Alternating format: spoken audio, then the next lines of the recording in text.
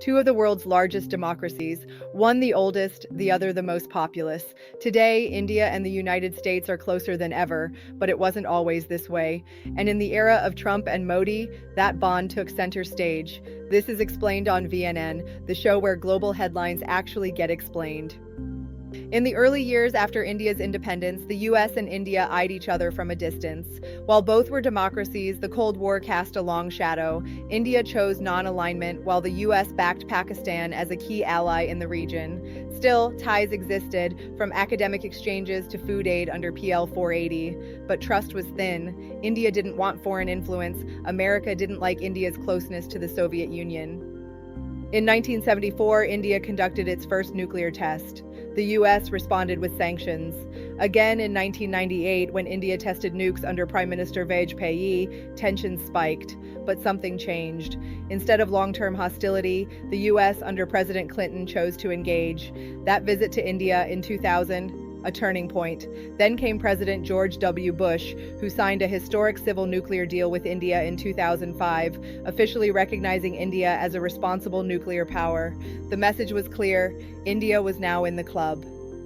By the 2010s, US-India relations transformed from suspicion to strategy. Trade flourished, crossing $100 billion defense ties exploded, with India buying Apache helicopters, drones, and US arms. Joint military exercises like Yud-Abhyas and Malabar became routine, and cooperation on terrorism, cybersecurity, and climate picked up. Both countries now shared a concern: China's rise.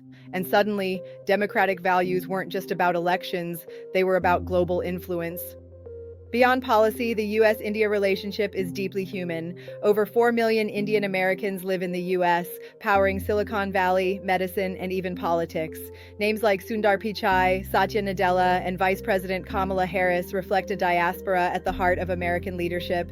Indian students make up one of the largest international groups in US universities. Bollywood and Hollywood crossover, cricket and basketball share courts, and tech companies thrive on US-India engineering pipelines.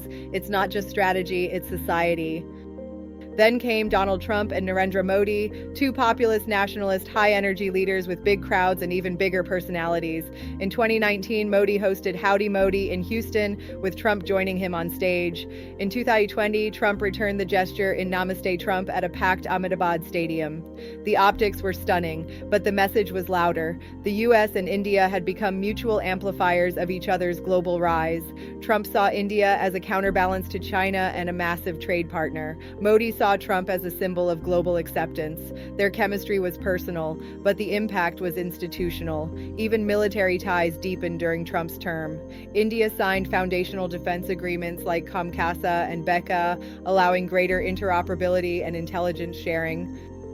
In February 2025, President Donald J. Trump and Prime Minister Narendra Modi met once again in Washington, D.C., not as new leaders, but as global veterans setting the tone for a new decade. Together, they launched the US-India Compact, a bold framework for defense, commerce, and technology.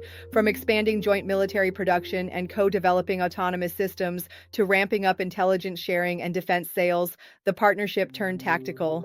In trade, the duo announced Mission 500, aiming to double bilateral trade to $500 billion by 2030. They committed to cutting tariffs, increasing agriculture and tech exports, and encouraging greenfield investments from Indian giants like JSW and Hindalco into U.S. industry.